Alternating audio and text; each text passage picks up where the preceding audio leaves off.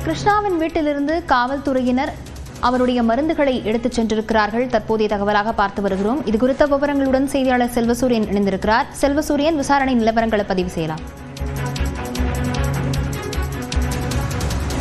செல்வகுமார், விவரங்களை பதிவு செய்யலாம்.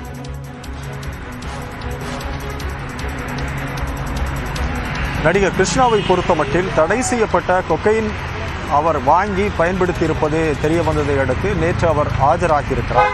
ஏற்கனவே நடிகர்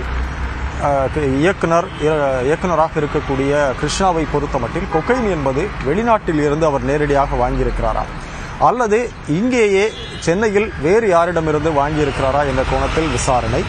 இப்போது அவருடைய வீட்டில் இந்த தடை செய்யப்பட்ட கொக்கைன் இருக்கிறதா அல்லது வேறு ஏதேனும் ட்ரக்ஸ் இருக்கிறதா என்ற கோணத்தில் காலையில் 2 மணி நேரம் இந்த வீட்டில் பெசநகர் வீட்டில் கலாஷேத்ரா காலனியில் இருக்கக்கூடிய கிருஷ்ணாவின் வீட்டில் சோதனை நடத்தப்பட்டிருக்கிறது. ஆனால் இதிலிருந்து ஏதாவது கைப்பற்றப்பட்டதா என்பது குறித்து போலீசார் எந்த தகவலும் தெரிவிக்கவில்லை.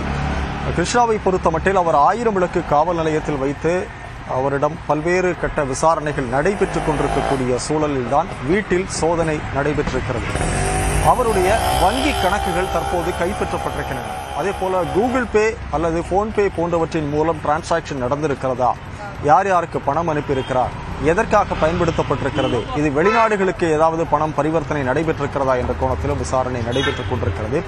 இது மட்டுமல்லாமல் வேறு யார் யாருக்கு இதில் தொடர்பு இருக்கிறது, இந்த வட்டத்திற்குள் சிக்கியிருக்கக்கூடிய நபர்கள் யார், வேறு திரையுலகை தாண்டி பலருக்கும் இங்கிருந்து சப்ளை செய்யப்பட்டிருக்கிறதா, இதில் தொடர்புடைய பலரும் இருக்கலாம் என்ற சந்தேகத்தின் அடிப்படையில் கிருஷ்ணாவிடம் தொடர்ந்து விசாரணை நடைபெற்றுக் கொண்டிருக்கிறது. அவரது வீட்டில் நடத்தப்பட்ட விசாரணை என்பது பல்வேறு தரவுகளை ஆதாரங்களை போலீசாருக்கு கொடுத்திருக்கும் என்றும் சில தகவல்கள் மூலம் தெரிய வருகிறது.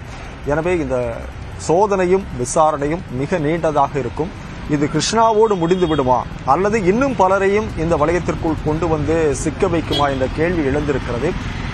எனவே 2 பேர் தற்போது கொக்கைன் பயன்படுத்தியதாக கைது செய்யப்பட்டிருக்கக்கூடிய சூழலில் அடுத்து இதில் சிக்கப்போவது யார் என்ற ஒரு கேள்வியும் எழுந்திருக்கிறது. லாவண்யா, விவரங்களுக்கு நன்றி செல்வகுமார்.